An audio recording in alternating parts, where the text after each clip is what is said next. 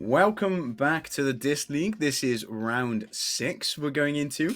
I'm really excited to get into this one. Thank you for everyone joining us. As you can see, this week I'm no longer joined by Keo, but instead by a fan favorite, Jay. It's been a good while. How you doing, man? It has, man. I'm so happy to be back. The game's changed so much since the last time I cast, and I've been watching the games. I haven't been, in the casting booth, but I've been at home. I've been among the fans in the audience and in the Twitch chat, and I've been loving these games, and I can't wait.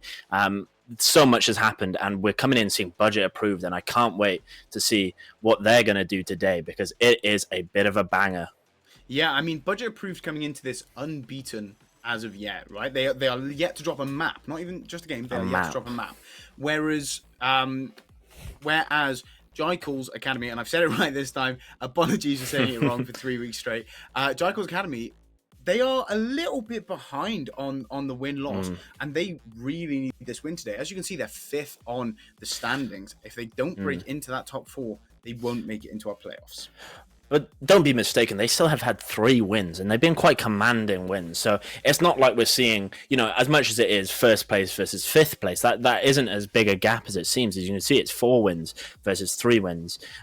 So, there is a lot of room to see a lot of good play, and I am really excited to see, how teams innovate, how they come at the same problems, and they get ready to take down this new problem. Yeah, it's worth mentioning, like you said, some new stuff coming in here. We are on a new patch. We are on the Wu Yang patch, and he is officially live in game. So last week we had a bit of a let's wait, let's see how he beds in. We don't want anything broken in the league. We let him bed in for a week. This week we are live with Wu Yang. But I'm excited to see what teams can do. The meta's sort of been shaken up in that regard from Wu Yang being available. A lot of things up for grabs. Now, looking at our rosters, budget approved a lot deeper, right? They've, as you can see now on stream, they have a lot of people. They're, I think, pushing the limit of what we've got. So we've seen Lampy playing stuff like the Baptiste and the Zenyatta previously. We've seen Leaky out, but look how much depth they have. Deep. They have multiple supports. Will we see one of them coming out on the Wu Yang? I don't know. I won't bore you again with walking through budget approved lineup as you saw it last week. But their starting 5 are today going to be Delta, Ronan, Renault, Lampy, and Leaky. So hopefully you guys will be able to see that right about now. Yeah. From their pictures here, they like ball.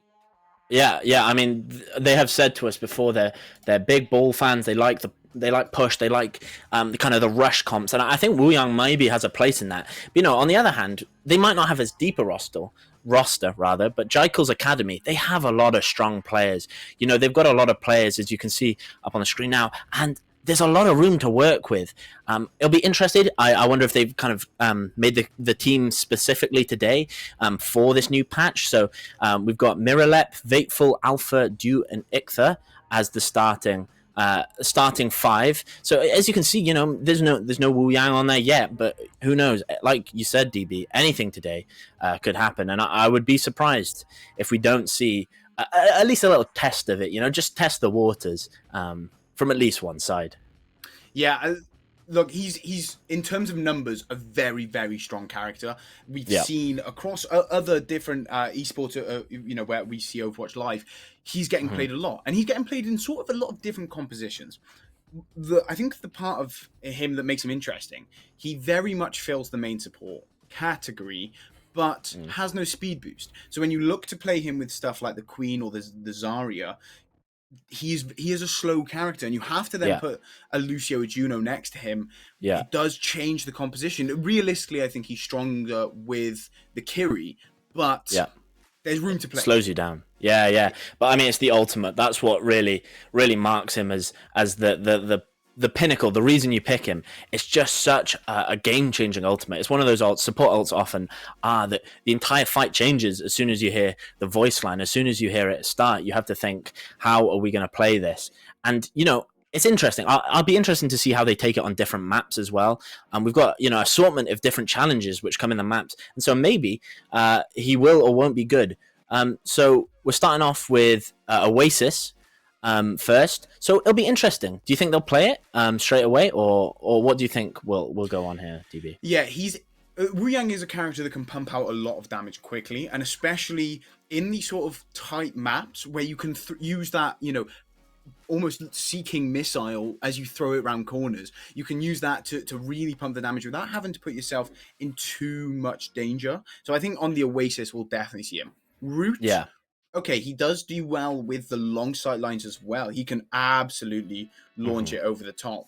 Where we see it there, I don't know. I think that's where old school poke will play into it a little bit more. Yeah. But Yeah. before we get too deep into the compositions, let's talk about these bands. So one of the things that changes it all up is bans. What's the the meta might be shaped perfectly for Wu Yang, but if you can take out some supporting pieces, maybe it changes the whole thing. So I think that's what we're kind of seeing here a bit. Venture and Mauga, both characters that benefit a lot from the ult, benefit a lot from the kind of the team play around him, but also they're just vital pieces to each team's puzzle. What you want to do with these team bans is you want to give yourself an advantage while taking down the other team's advantages. And it is interesting. Mauga, I've been speaking to some players, and I know there's a lot of talk about how strong he can be, especially in a lot of these comps, just because of how self-reliant he is, but how much damage he can pump out, how well he pairs with just the kind of the Moira-esque healing with a little bit more utility that Wu Yang has. And then Venture, I mean, it's just such a good character if you're good at it. If you're good at Venture, what can really stop you? It's one of those things that just stands and gets you going. Yeah, we've seen a lot of Venture through the other games so far, and I'm not surprised to see it banned here.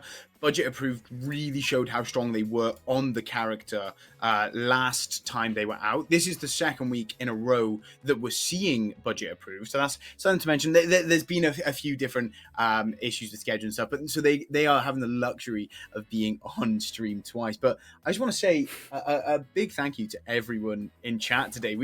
I think we've already hit a peak viewership from our peak viewership from last week, which, to be honest, with the games all being played similar times, I wasn't expecting that this week. So massive thank you, but also a big thank you to the people who have subbed recently. I think Reno did last week. It really means the world, because to us, this production is not just for the teams that are playing, but also for all of you guys joining us, the people who've been in the Dystopia community for the 5+ years that we've been about now, but also the people that are joining us new.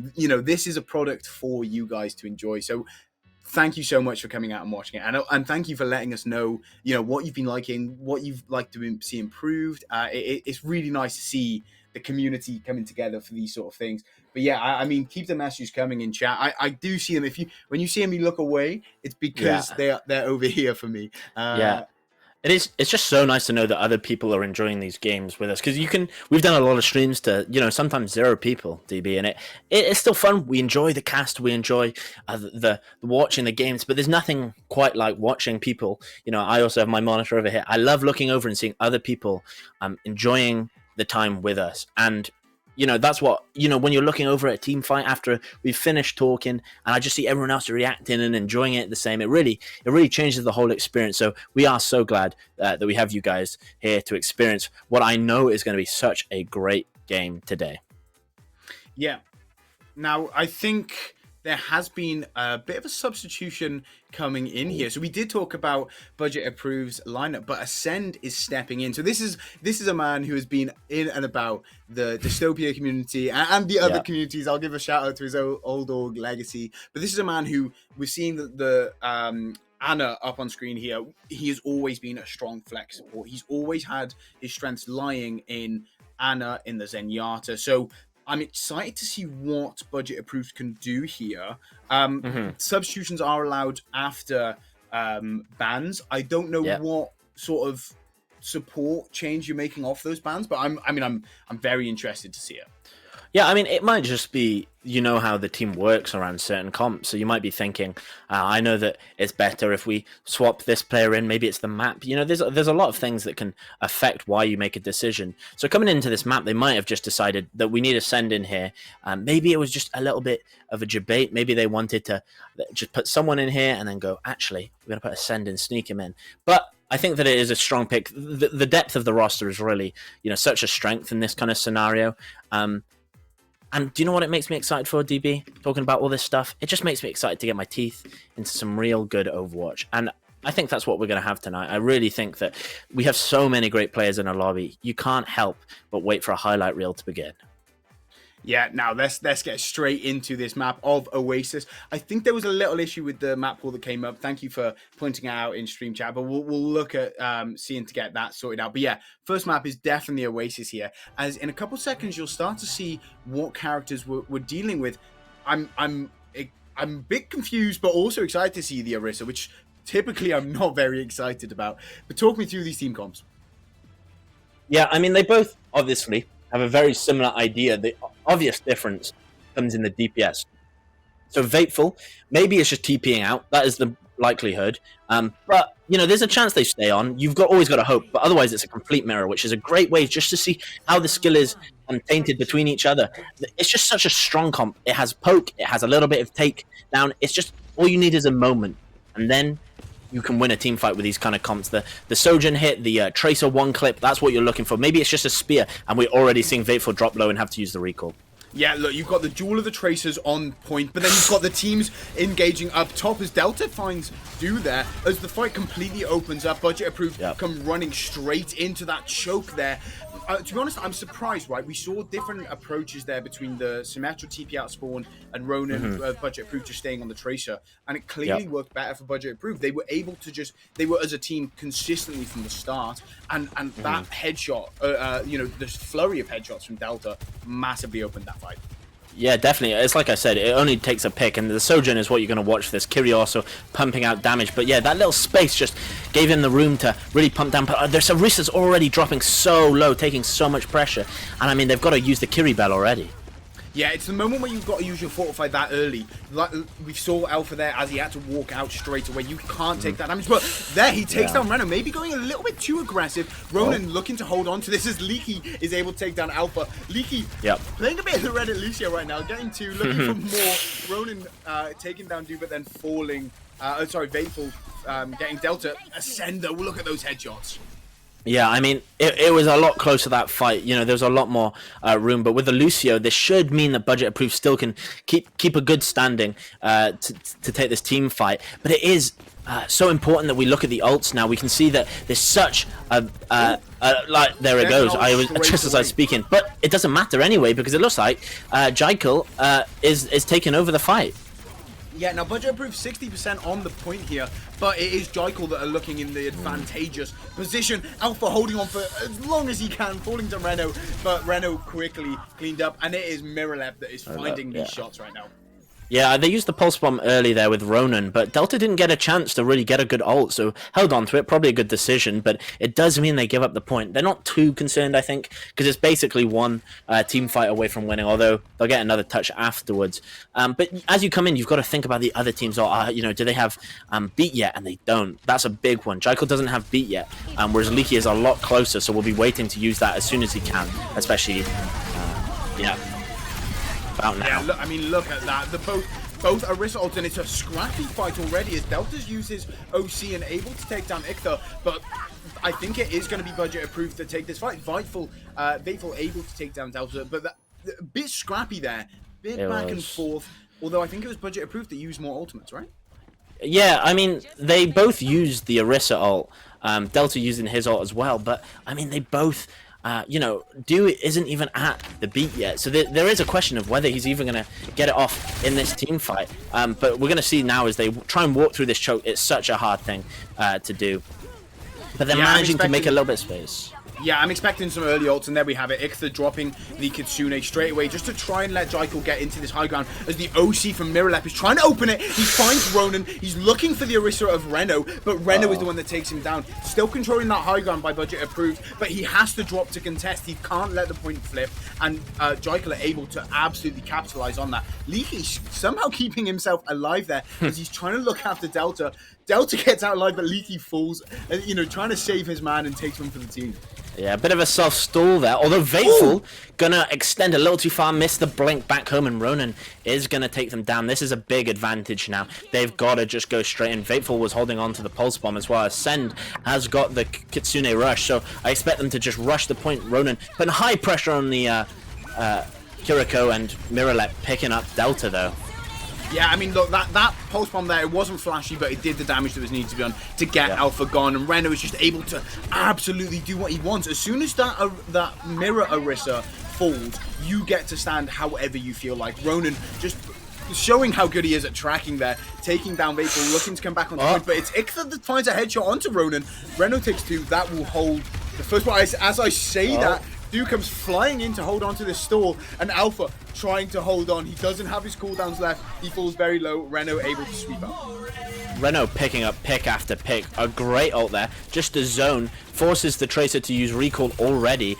And, ooh, some crispy tracking by Delta to secure the point. That was a lot more scrappy than I was expecting. I was expecting a lot of one-pick clean fights. But we were seeing a lot of back and forth there. Someone gets a pick, and then another pick comes out from the other team. And all of a sudden, you know, you might have rushed a little bit too far because, you know, that one Sojourn headshot. And all of a sudden, you know, if you've lost the support while you're doing that, you know, that Orisa is just gonna melt you. And I think that's what we've seen a little bit there. But despite that, Budget Approved managed to maybe... managed their ults a little bit better. I think their support ult, the Kasune Rush, really just confirmed that last fight. I mean, they had a couple more fights to go, but that and the pick on Vateful just really was the nail in the coffin for that first point. Yeah, I think what something to be highlighted for both teams is how well they can do in fights where they're one down, right? It is a symptom of 5v5, but they're both doing it really impressively. They're able to sort of play a little bit slower and then re-engage as a 4. It's really impressive. Now, we're seeing 2 different methodologies here as Jichael goes straight into the middle of the point and Budget Approved set up on the outside. Alpha forced to use some cooldowns early, but it's the Tracer duel that we're seeing here as both Tracers had to use recall. I think Ronan is going to hold on to that high ground a bit as Vateful has to just back out and go to his team. Alpha going incredibly low, no fortifying to keep himself alive there as he falls to the railgun of Delta. And look at Ronan just going so aggressive here. That's what I'm talking about. When you don't have an Orisa to keep you in check, you get to walk as much as you want. Yeah, exactly. The Orisa is really holding all the space, and without the Orisa, I mean, the Tracer can go wherever they want, the Sojourn can peek at different angles, and all of a sudden, it becomes a lot more just trying to find the best shots. But I mean, the danger with that is also, if you lose your 1v1, the fight can be flipped right on its head real quick. So it's a lot. You've got to consistently be hitting your shots, consistently be putting pressure on. But I mean, also, Dystopia, Budget Approved, what they're going to have is a bit more ult charge now coming into this next fight. So, you know, they've got to be feeling a little bit confident. Well, they're going to have the resource advantage as well because Jichael are having to use resources. But as I say that, Ronan falls to Alpha. That's not something you typically see. The Orisa catching the Tracer there. And Jichael are going to look to play on this. They're all a little bit low, so they're going to have to stabilize together. But Leaky going so aggressive. Reno able to take down Alpha, but Leaky was just so deep he gets caught out. The ult coming out from Reno, trying to keep Budget Approved in this. To be honest, there we're getting a pause right there. I was surprised to see how that fight kept with Budget Approved. Alpha falling was a big switch there, right? Yeah. Well, I think this is what we're saying, that the tanks are so important, because Miralep got 2 picks and it still seems like the fight can't be swung just because it takes so much damage. If an Orisa is fortified, you can't do headshot damage to her.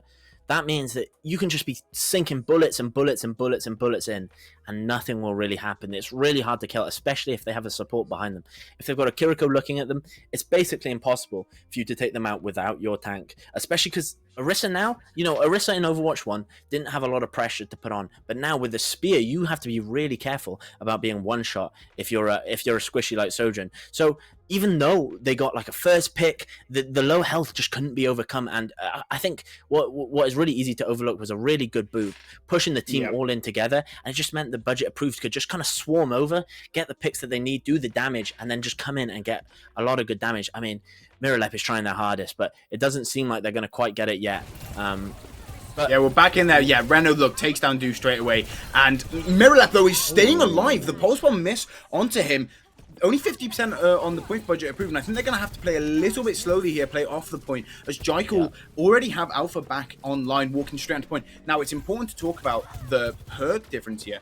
Alpha's got his spear still, whereas Reno has opted for the shield. Yeah. Even though they're on the same character, very big difference in how you play them.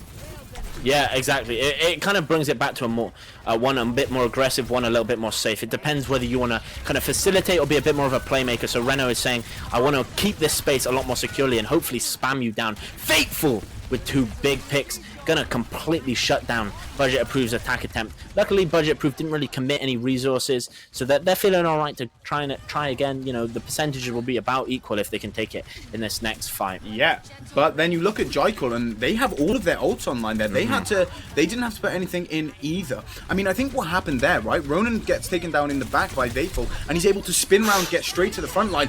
Ronan holding on with 13 health there as both Kitsunes pop out. This is what we're going to see, a scrappy ult fight right now. Alpha finds Ronan and the beat has to come out. Perfect timing. I think Alpha was 100% dead if that did not get popped. And look at that kill feed from Jichael. Just a clinical sweep up there.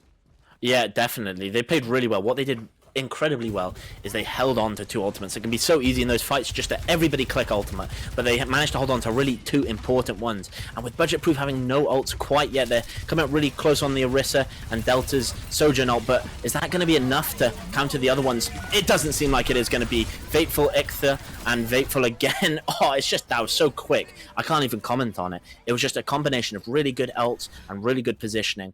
And Miralep didn't even use their ult. So as much as they're going to be an ult disadvantage, it might not be enough, especially as they only need to hold on for another 10%.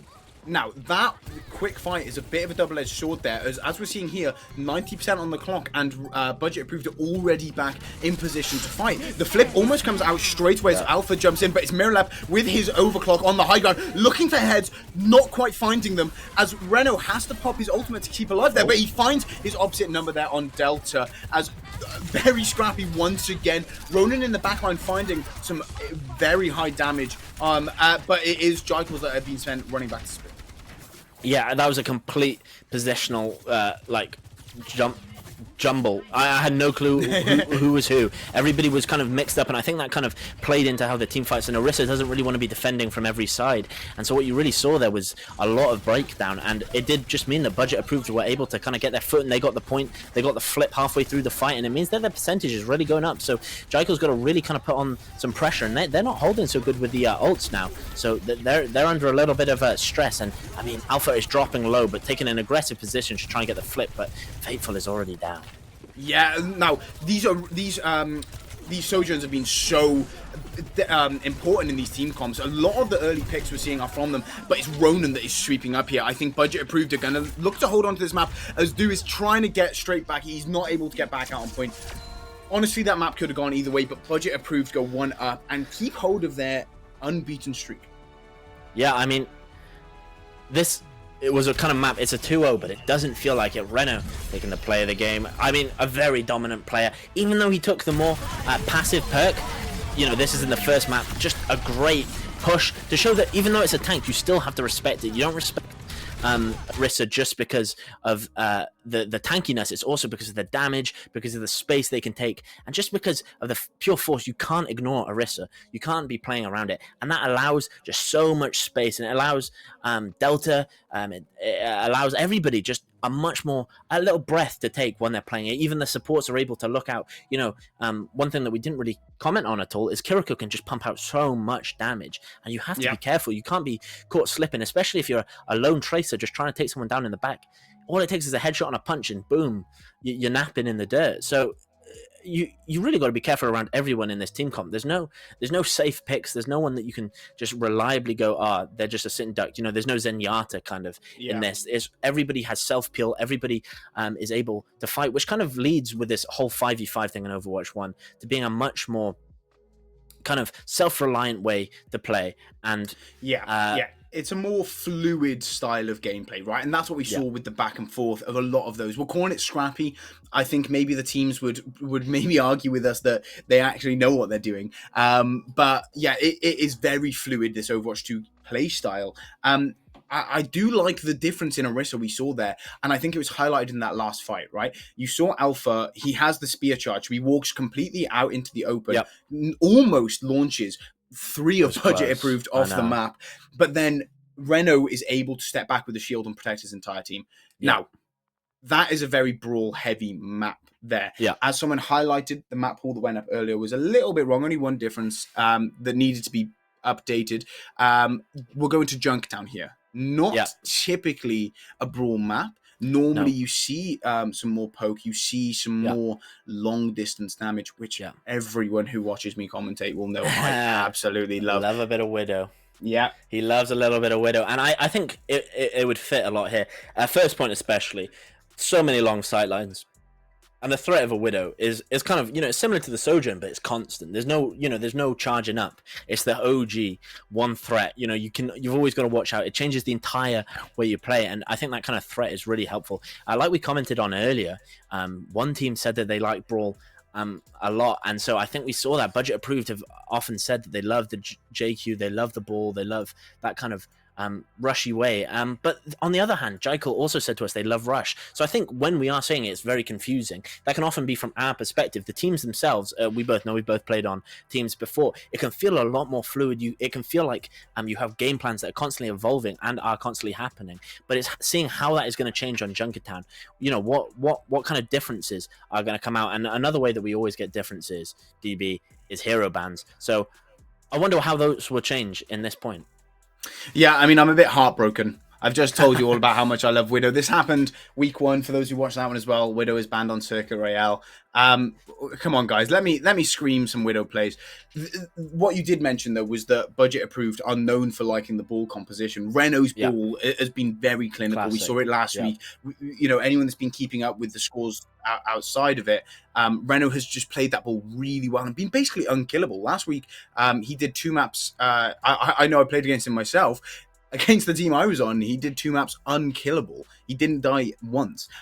So the ball ban there, very impactful in terms of Budget Approved. Now, they are looking to make a substitution going into this. Yep. You maybe would have think, are they going to change their tank out? No, they've changed Leaky for Lampy here. Mm-hmm. So very similar hero pools, but very similar names, very similar hero pools, but slightly different. Lampy does feel a lot more comfortable on the Kiriko, maybe then allowing Ascend to change onto some more main supporty picks. Yeah. He has been known to do it. When I used to duo with him back in the days of Lumi, he used to main support for me. But I think, I'm interested to see what they do here. Maybe this is to open up Ascend going on to Zenyatta. That is a pick very, very popular on Junktown. Yeah, definitely. I mean, there's just so that we've been talking about it a lot, but roster depth adds so much to your team. It allows you just to play in ways in one map and then completely shift the gear, and that can have a massive swing. Budget Approved have that kind of advantage, but that doesn't mean that Jichael's Academy is left in the dirt. They're able to completely play on their own terms. They're allowed to shift. A player themselves can be very adaptable. You can change the hero you play, you can change the way you play them, and you can change the way your team plays. And those kind of combinations of different things can mean that map to map, it feels like you're playing a different team. And so I think this is one of the maps that, despite the bans, you really need to feel like you're doing. You really don't want to feel like you're playing a very brawl-only team, because this kind of map with someone who is very fixated on playing a comp that doesn't always fit really just feels like you've got one of those kid toys and you're trying to put the square thing in the circle hole. It just doesn't quite get you there. You're close, but it doesn't quite give the solution that you're looking for on this map. So it'll be interesting to see how both teams adapt. I think that's one of the greatest things about Overwatch, is knowing that map to map, it's almost a different game. It's just so different. Yeah, I just want to give a quick shout out to some of the people in chat. Thank you for great casting. If you ask me, I mean, I'm enjoying it. I hope you guys are as well. But also, I'm seeing a message saying we are indoctrinating some people into Overwatch. I mean, if you've not watched Overwatch, if you've not played it before, this is a game to be seen. They are some very impressive teams putting on some incredible performances. I know I could not be playing anywhere near as well as these guys right now, even though I am technically competing in this league. It's crazy. I feel twice my age watching these people play. Just the reaction time, the amount of information you have to take in all at once is just so insane. And these teams are some of the best at doing it. And I think we're going to have a really, it was a 2-0 in the first map, but I can just tell that this is going to be a really tight series, because it wasn't a close, a distant 2-0. It wasn't a kind of 2-0 where you feel like the teams are in different stratospheres. And as we come into Junkertown, what I'm hoping for is a really close map, a really tight one. I want to see teams taken and given. I want to see them given their all. And I think that we could see a Jichael win. I think we could see a Budget Approved win. it's just so close. Yeah, I mean, look, this is a map that is known for being a little bit hard to defend on some of the points. So it is one that you can see, you know, was it Horizon Lunar Colony? You would typically get 6-6 and things like that. It is a map that we can see that. Now, Ascend, as I mentioned, popping the classic Zenyatta. I mean, this is a man that is truly known for his Zen. As much as I like to think I am, he really is. And so we're seeing that they're going for the poke. The dive tanks being banned from, you know, ball being banned is going to mean that teams aren't going to look to play the dive here. As I say that, Jichael are pulling out the D.Va, so maybe we're going to see a little bit of a slower dive, but Budget Approved opting for a traditional poke comp. Yeah, both teams running differently, like we said, but the more poke might win out. But when you're attacking, you can kind of experiment a little bit more. So they're going maybe with a slightly different strategy, see if it works, and if not, they can always switch to a more mirroring team comp. But already a lot of space has been created by this D.Va and the Tracer. Yeah, I called it a slow dive, but they've gone really quickly here. They've set up in the back line, and it's just allowing Vateful to go unbelievably aggressive. Alpha takes a lot of damage, and Ichthy almost falls there. As I say his name, her name, sorry, she falls. Delta placing a lovely railgun to catch her out, and I think that is going to be Jichael looking to run straight back to spawn. They don't want to invest too heavily in a fight that they know they've lost when they can't control that high ground. Yeah, one of the things that we also need to mention is that the Discord orb of Ascend can just rip through a D.Va. It can be so hard to play, you know, try and take space when all of a sudden a Discord orb on you, and you know a Sojourn shooting you, and all of a sudden you're feeling like you're squishy. But it's a lot of breaking sightlines, but already dropping so low, having to pull out in just a second.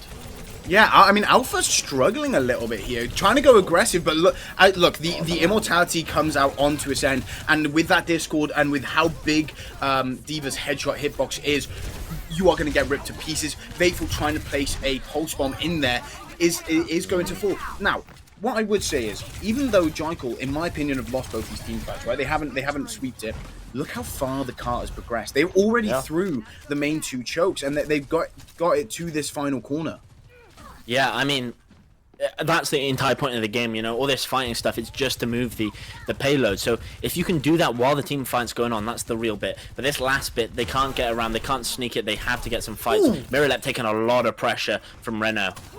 Yeah, placing a perfect rock there, just completely slowing down how Mirrorlep is able to rotate over that high ground. Now, Budget Approved playing this further back, they're looking to play around the mega health pack, but it's Mirrorlep's OC that is trying to open this fight out. Renault taking a lot of damage, opting to use the lift, and Mirrorlep is caught straight onto it. Ascend popping the Transcendence, allowing Budget Approved to walk in, and look at the damage that has been pumped out there. I think we were snubbed of seeing a beautiful rock as Delta hits his overclock. Not overclock, sorry, it was only the railgun. He's still holding on to his ultimate. Yeah, I mean, they did really well. I've praised them a couple of times. They only used 2 ults to win a fight, and Mirrorlep used theirs. And, you know, Jichael's Academy, it doesn't have as good an ult economy. They are coming up on them. But D.Va Bomb isn't the kind of ult, you know, it's more of a remake at this point. But Alpha getting an early pick, and I mean, that's kind of, that's all she wrote.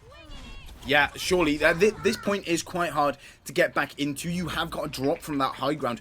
Even though it starts as an advantageous position, the time you spend falling really slows it down. Although, what I would say is Ronan staying alive here is really important. If he's able to get a pick or get out alive, that's going to really help Budget Approved. He isn't able to, but he's pulled Vateful out of the fight as Do drops the beat drop onto point. Apologies for that. But Jichael are able to hold on and get that first point. Yeah, but I mean, Budget Approved touching there might seem a little futile. They all die, but they do get out the beat droppers, and DB so eloquently pointed out, which just means that you don't have such a big ult going into the next fight. And as Reno is coming up on another lift, it means that is a much bigger threat, because it is really dangerous. If you pick that up, a Sojourn starts shooting you, you're just dead, and that's what happened last fight.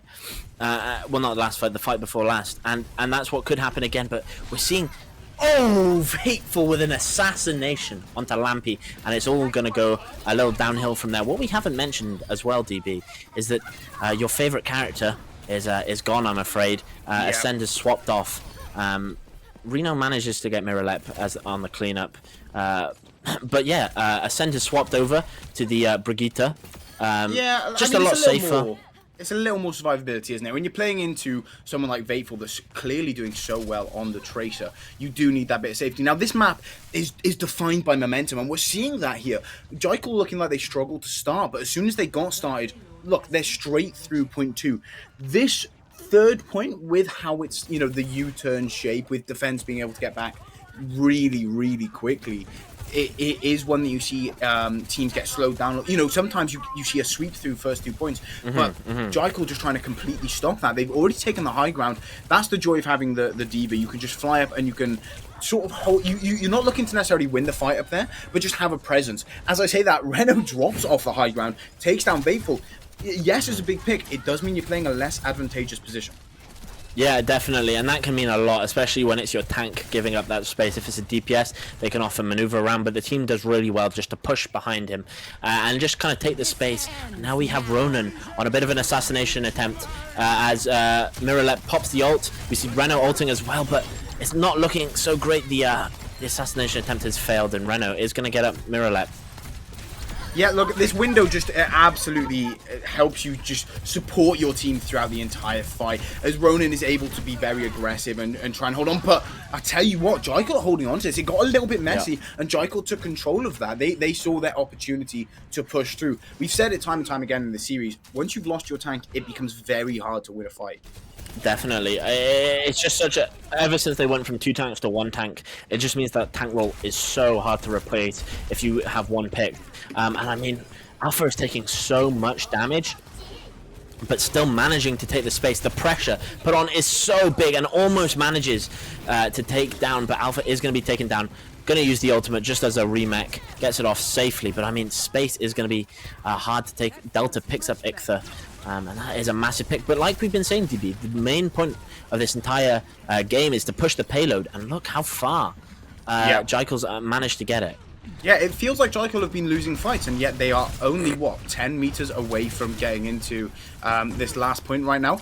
Reno playing some sort of hybrid positioning. He's got the floating perk for Sigma, so he's able to get from the low ground to high ground very quickly, which is typically a weakness of Sigma. But Ichtha has opened this fight with her Kitsune rush, but it's the overclock of Delta looking to just hold Jichael off. Ascend finding a whip shot kill onto Vateful, and look at that. Budget approved holding on to this point. They had to invest both rally and a little bit of staggering right there. Only 50 seconds on the clock, and Alpha's not going to respawn until 40 seconds. Yeah, Do has done really well to keep a beat, though. That is just such a, like I've been saying, it's such a game-changing ultimate. One of the best parts about Lucio. And as we look, Budget Approved really don't have any ults. Reno and Lampy are both coming up on theirs, but they did have to use Delta and Ascend's ult. So as they're coming in here, they might be starting to sweat a little bit, and the point's already been put under pressure. Yeah, I mean, look at this. This is what we've been looking at the Diva for. You can just sweep that high ground. Although the mech getting broken that early is not a good sign for Jichael. Delta taking out Alpha instantly as well. The pulse bomb did come out from Vateful, which is one of those things you're sort of thinking, okay, they were expecting that to be their last fight, so they had to invest a lot. 5 seconds on the clock. Are we going to even see a touch here? Well, that's the thing about Tracer. I think we are, but are we going to see more than one? We've seen 2. Managing to stay alive, and I mean, Diva manages to get back so quick. Going to disappear. The beat comes out. It's just a perfect beat. Managing to keep him on. It's going to be such a hard fight for Jichael, though, to really get any room. Reno picking up one. Alpha picking up Reno, though. There is a chance. Going to drop in the mech, but there's still a lot of room. And I mean, they're getting real close. They got 2 meters left. All of a sudden, it's all coming up Jichael. Yeah, I mean, the damage that has been pumped out there, and Jichael are able to take that. I've got to say a massive compliment to Vateful for staying alive. I mean, 5 seconds on the clock, and we saw the point of view of Budget Approved searching. They knew someone was still alive. Yep. They knew Vateful was hiding in the ranks somewhere. He's able to get back on point, hold it for a second, recall. It looks like he's about to die.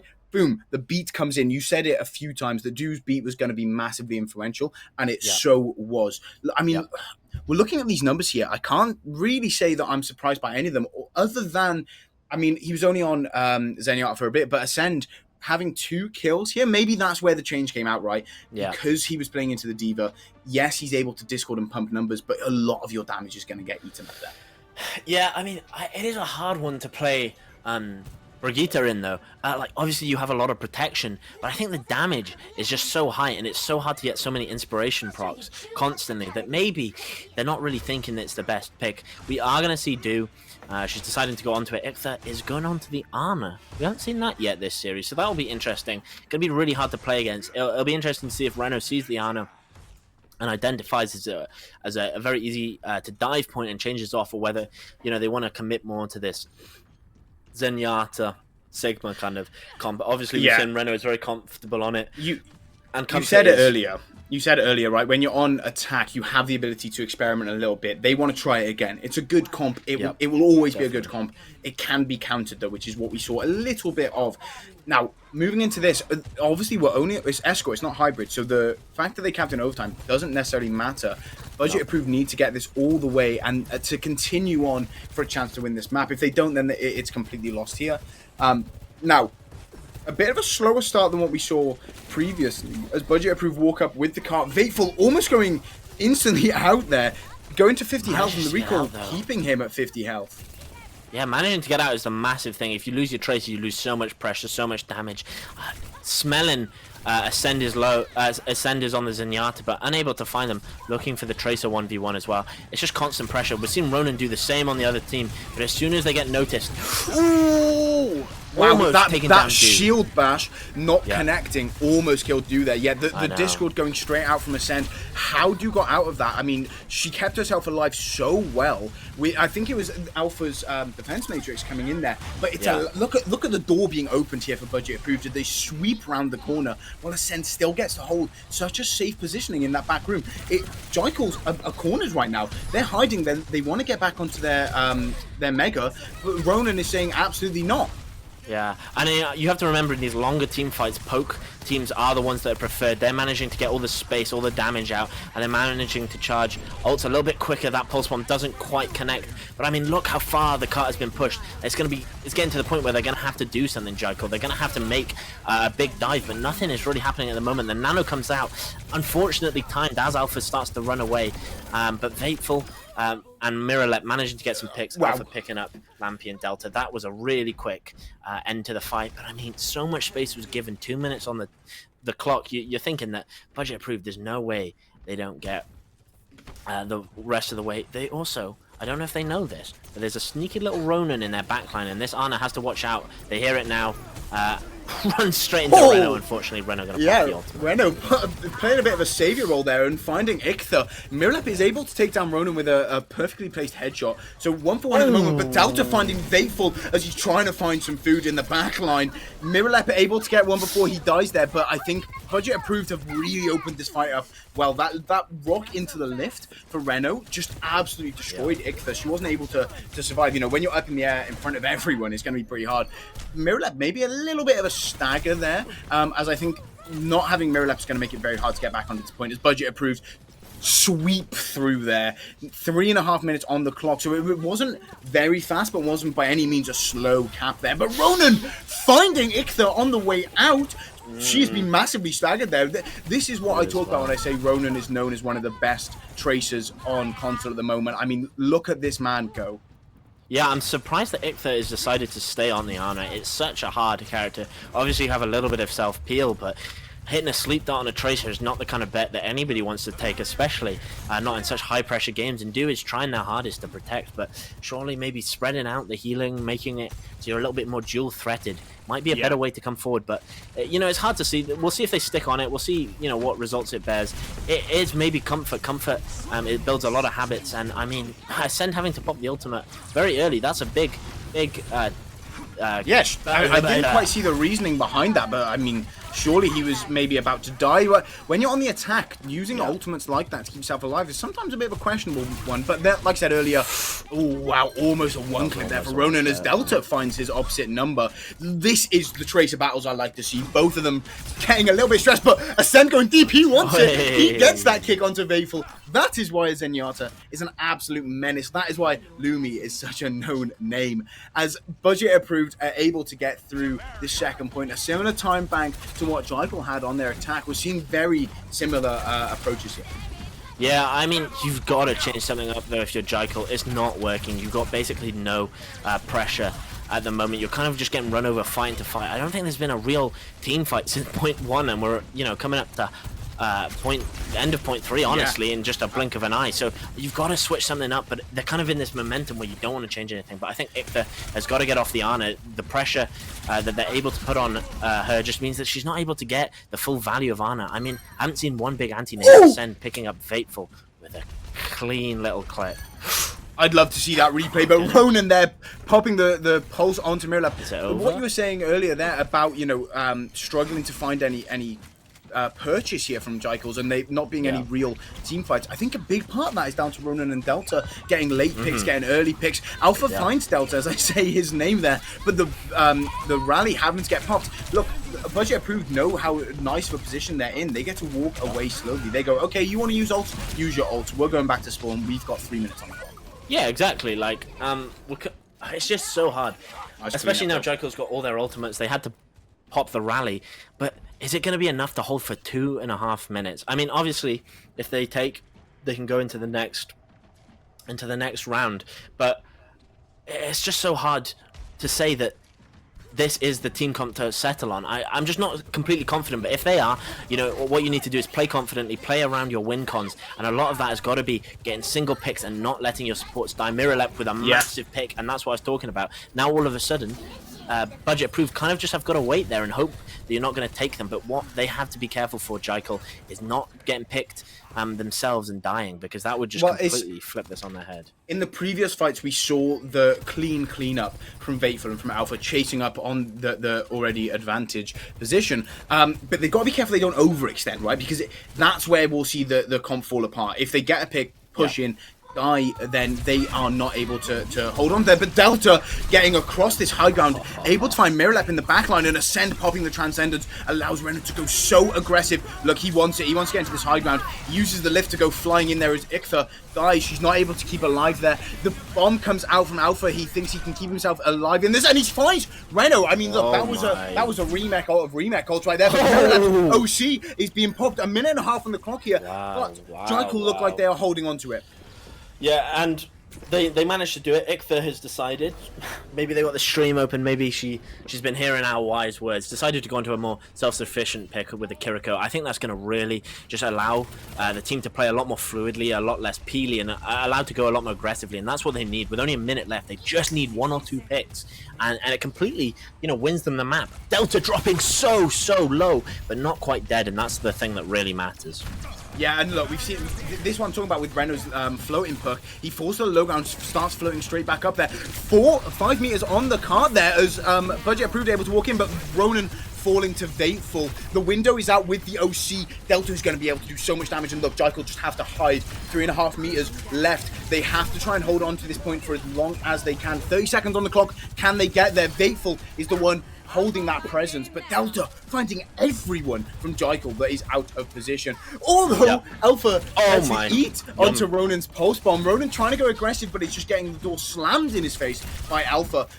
3.5 meters on the clock, on the cart right now. It's being pushed out a little bit because they haven't touched it in a while. Ascend searching for this Tracer, not able to find it with that, I'm assuming 6 orb there with the new perk, as Reno jumps so aggressive in there, knowing that his team can keep him alive, but Ronan falling to Alpha's flight there, of all things. We're in OT now, so Reno has to stay sustained on this point. Lampy is basically gonna pump everything he can, but OT ticking down there as Alpha pops his bomb to keep his mech up, and I think Jichael are gonna be able to take this. Ascend is gonna have to try and walk onto point as he gets pushed into a corner, and this is the first time we have not seen a 3-0 as Jichael hold on to Junkertown. I mean, it's me coming in. It means that every game is going to be slightly better. Sorry, Keo, but what a game. That was such a great defense. Miralep getting play of the game and a well-deserved, just such a good performance here. Look, in the first overtime on their attack, yeesh, missing a couple of shots, but still, the pressure, the kills, it's just such a big thing. And their defense was really the shining part of that map, managing to hold on with, what was it, 2.5 minutes, and you basically, the entire point gets pushed. You have maybe 10, 20 meters, and you managed to hold on the entire way. That is incredible from Jichael. They did really well. They managed to find a little bit of purchase. I do think swapping onto the Kiriko added a lot as well to their team. It meant that they could just kind of flow a little bit more naturally. I think they were probably wanting to do it, but it's kind of, you get caught in this cycle where you stick by an idea. And once they broke that idea, it really showed their true potential. And it really wasn't that close. I mean, they got one pick budget approved, but that means they lost their first map, DB. That is the first time they've seen the defeat screen. And that is a big thing mentally. They've got to be sitting there thinking, uh-oh, these guys are serious.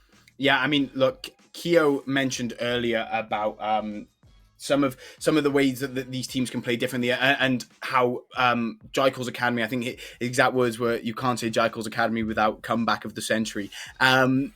This is maybe what we're going to see. So they were only 1-0 down, so it's not like a reverse sweep by any means. But that was a very interesting map. Like you said, Iktha changing onto that Kiri really changed the momentum of the game. Junktown is a very momentum-heavy map. Being shut down on that third point, it can become very hard to get back into the fight. And I think Vateful and the Miralep, I don't know how I forgot his name. Vateful and Miralep really did incredible on the DPS picks. That play of the game almost summed up that last point completely. Both of them knowing exactly where they needed to be and playing so well off each other. Now, with 2 maps into this, for once it's not a 2-0, so I'm excited to see what comes next. But we are going to go to a very quick break. Please stick around. Yeah, I do too. After there was a lot of shouting in that map. I know, what a hype map. But I think a little break and we'll be back, and hopefully it'll be just as tight, just as competitive, and you can join us back for some more great Overwatch. So we'll see you in a little bit now. See you in a few minutes.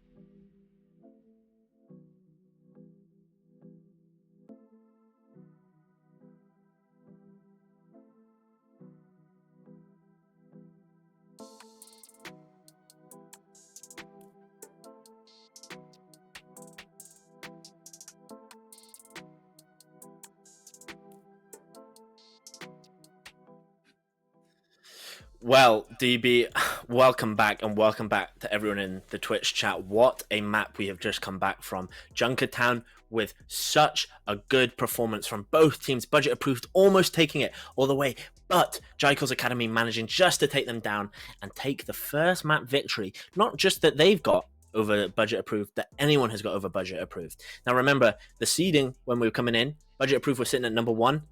Jichael's Academy was sitting at 5, but what we're seeing is a bit of a David and Goliath story here. And I mean, I did say when we started, it's not so far apart. So what we can see is, I think that Jichael's Academy have the power to take it all the way. They have a little bit of less roster depth, but we're seeing that they can adapt on the fly. They managed to switch the Ana to the Kiriko. They managed to change their game plan around the way the budget approved played, and it ended in a map victory. And whew, what a victory it was. Yeah, I mean, the rest of the competition stayed the same, and yet the way that they played it changed drastically. You know, you're going from that Diva comp where you're looking to dash in and fight in their sort of backlines and mix about a little bit. They changed that up to, okay, can we get one pick and then clean up? And we saw them do that really well. There was quite a few fights where one pick opened and instantly Jichael killed the entirety of budget approved. They didn't even let them open the door. Now, I do sort of think, would we have seen more of that on second point if it weren't for Ronan taking down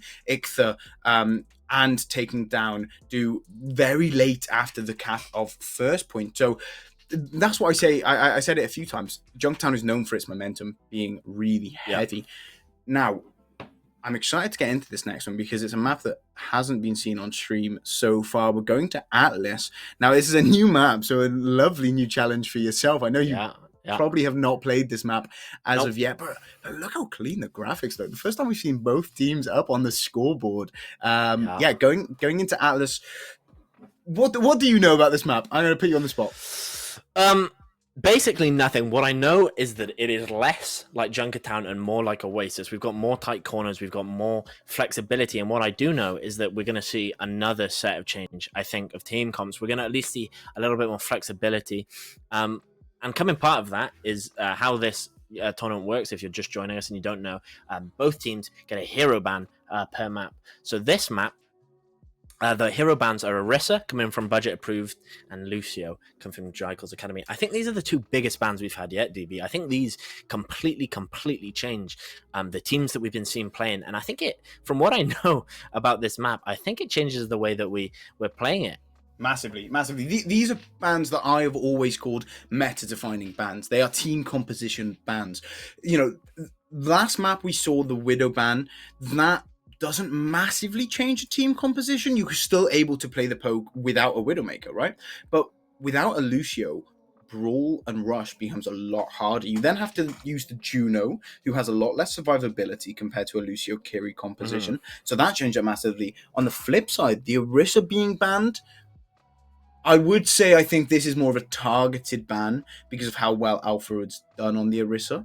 Because with how strong Zarya and Junker Queen are at the moment, I feel like, you know, Zarya can deal with an Orisa a lot of the time. You can beam through the spinning javelin. But as I'm saying that, we're seeing a substitution. Now, I think this substitution is one that we would have seen being played from the start. Leaky and Lampy getting played alongside each other for budget approved here. Yeah, I mean, what it does mean is that I'm definitely going to mess up their names, but what it also means is that Dystopia has a little bit of flexibility. I mean, it just means making a sub every map. Just, you know, it adds an extra thing that Jichael's Academy have to think about.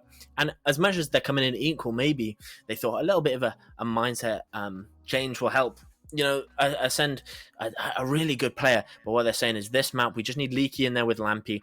I think it's also partly to do with the bans. Maybe it's how they're looking at the game. There are so many things that go into what decides you as a roster. So as we go into this next map, they've clearly thought what we want for this scenario is a little substitution. Maybe it's just the mental game of thinking, the other team thinking, hey, this is a different player. It's hard to tell. Yeah, but as we go into this map, I'm excited to see. Yeah, I to be honest, I would have typically said Leaky is the Lucio player coming in.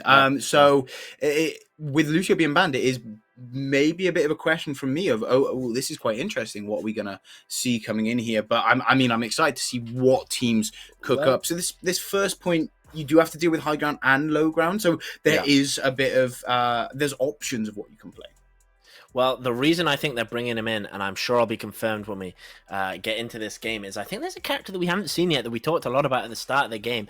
One that the entire tournament, the viewers have seen is yet to be played, and I think that there's a good chance that they're bringing Lampy in because maybe they've been training him on that specific role. Do you have any guesses as to who it might be, DB?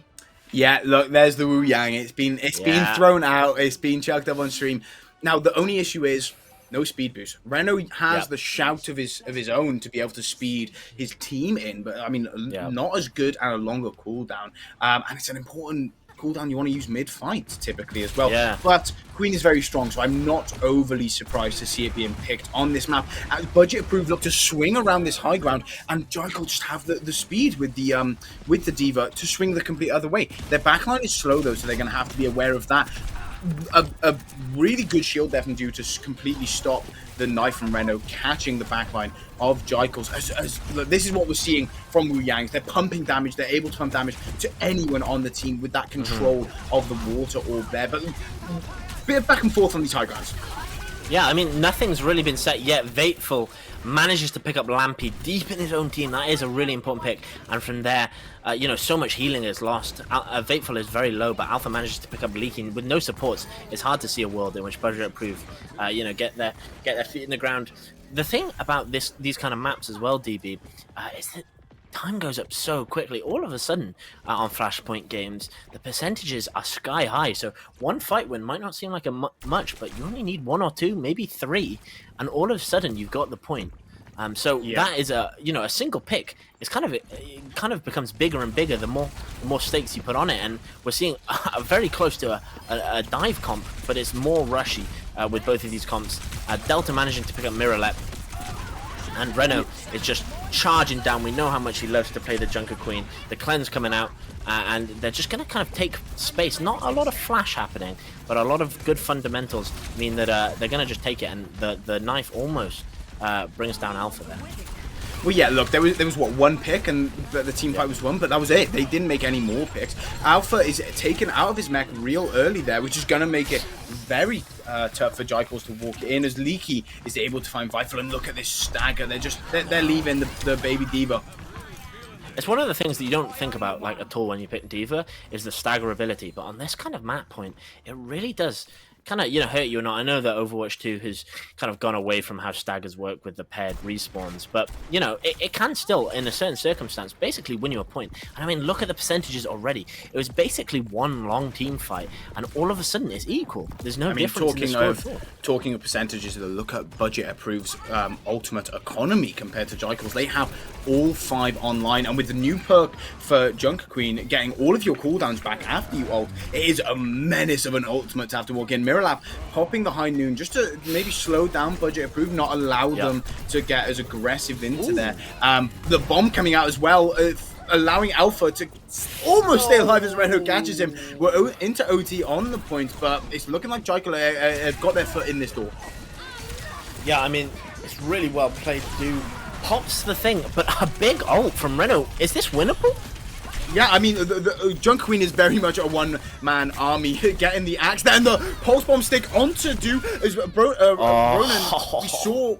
We saw parts of it last week, but taken down by Ichtha. We said it last month. The change to this Kiri is a really good. Yeah, Ichtha just absolutely put down Ronan, and Ronan is a really good tracer. That's not an easy feat, but they make it look so easy. And I mean, it's just such a close. Every point feels like every team is putting their all into it. And we're going to be in a full overtime situation here. Budget Approved really needs to get on the point and put some pressure, which gives Jichael a slight advantage, I think.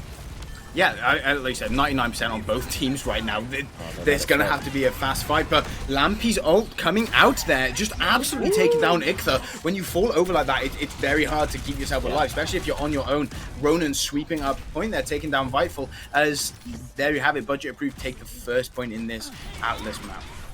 Yeah, I mean, a really, really well-played first point from both teams. I think that Jichael maybe just gave a little bit too much space. They allowed Reno and Lampy to just make that little plan and run in, and all of a sudden, you know, it's over, but you know, we can see them all grouping up. There's kind of like a constant fight going on as we head into the second point. It's not open for another 15 seconds, but all of a sudden we see Leaky popping the ult, trying to get an early fight win.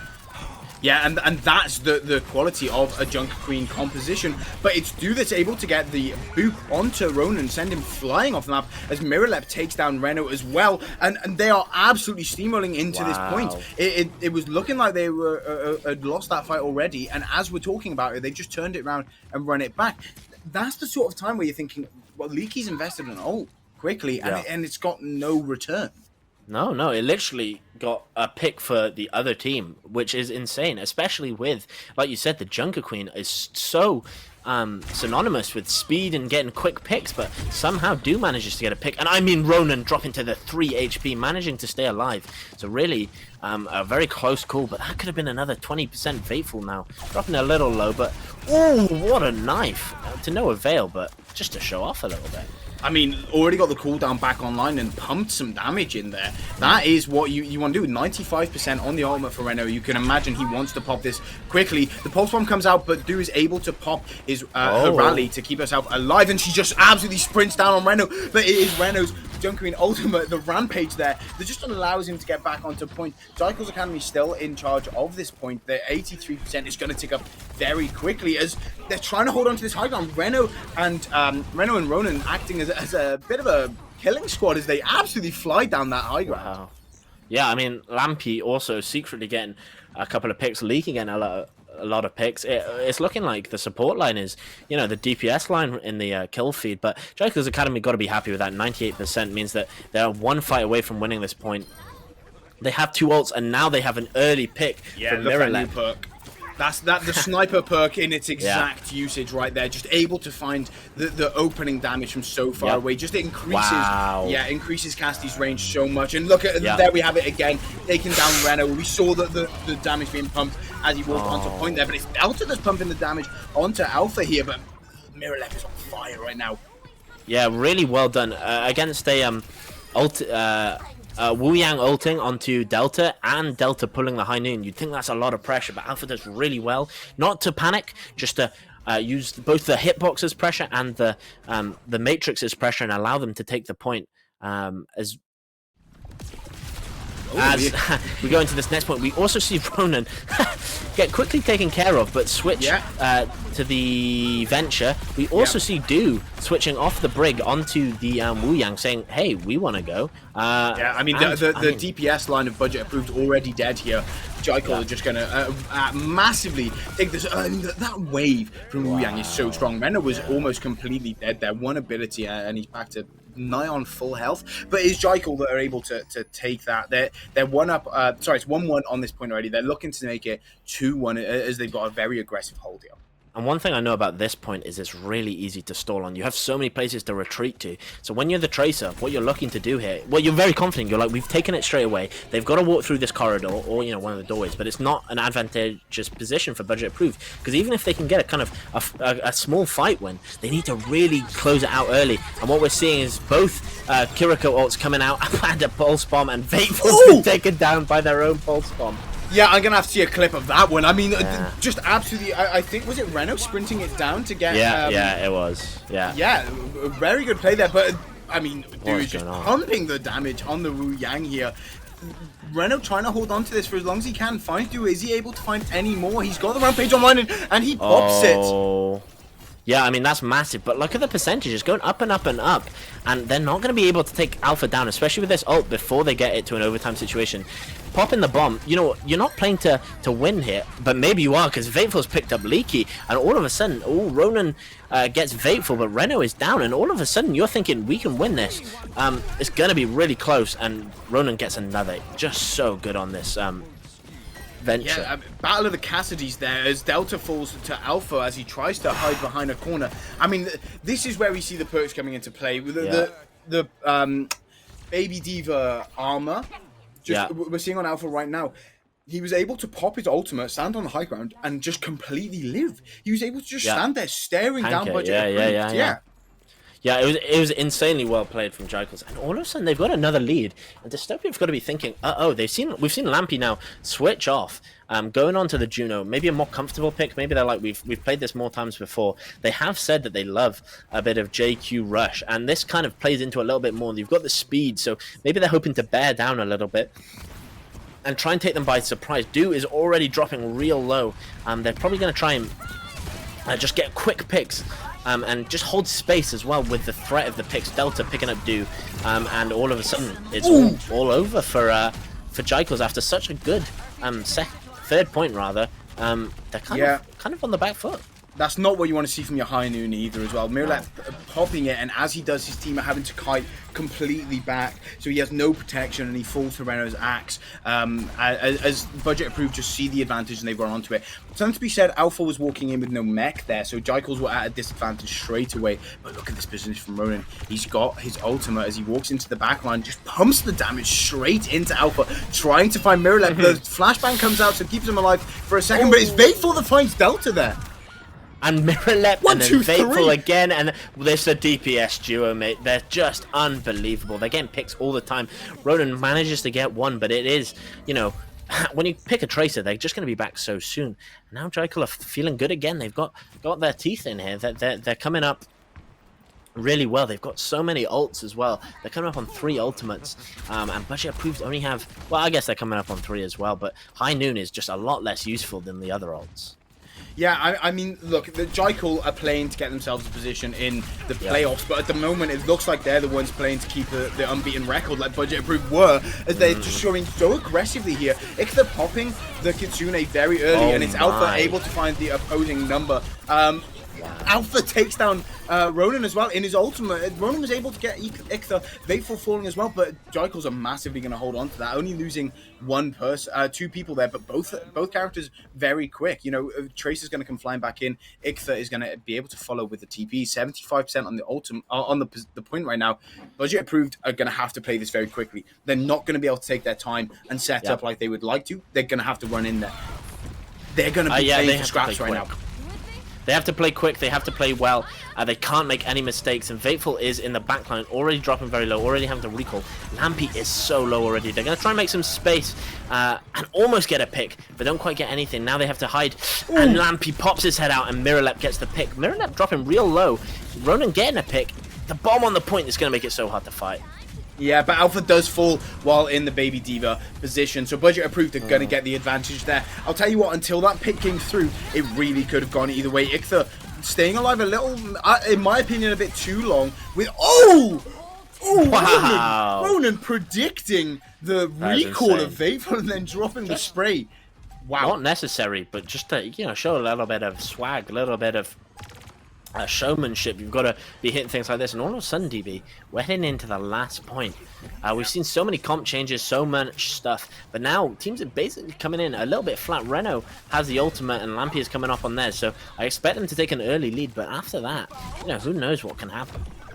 Yeah, they're looking to play this fight very quickly as Jichael, even though they lost the last one, their spawn made them closer to this point. So look, it looks like they're already holding on to it before 10 seconds before the flashpoint even unlocks. Ronan going very low. His dig was still on cooldown there, so he wasn't able to burrow himself away as he's using it as an engage right now as Ronan. Renault falls. This is the issue with playing the Venture, is that while you are burrowing, you are just completely useless to your team. You're hidden. They are going to have to take it for a 4v5 while you're trying to get into position. Yeah, it just kind of means, and with Alpha playing so well, Alpha just sees a mistake, not even a mistake, a slight positional weakness, and all of a sudden, you've got a Diva on your head, and you're being pushed out, and then Miralep gets a headshot onto you, and you're just gone. It's just such clean, synergetic play. And now, they just want to stall out this team fight. They want to not give up the point, and they want to keep a bit of space. And look at them backing up. They're doing really well, but all of a sudden, Renault is on top of the support's head, and he misses one, but gets the other. Yeah, I mean, catching Ichtha there is very strong. But yeah, Alpha finding Delta there is pretty strong. What an anti. Wow. What, I mean, I know it was the rampage. But yeah. Yeah, completely shutting down Jichael's ability to walk in there as Ronan finds, was that 3 with the Venture Ultimate? It was. Renault also, though, hit everybody. The reason I said good anti is because he just absolutely cleaved through everybody, meaning that they don't get heals. And as much as, you're thinking, well, they were already down one healer, it just means the fight's over. It means there's nothing that can be done. And all of a sudden, I don't know, this is going to be incredibly close, DB. We've been saying it the entire time.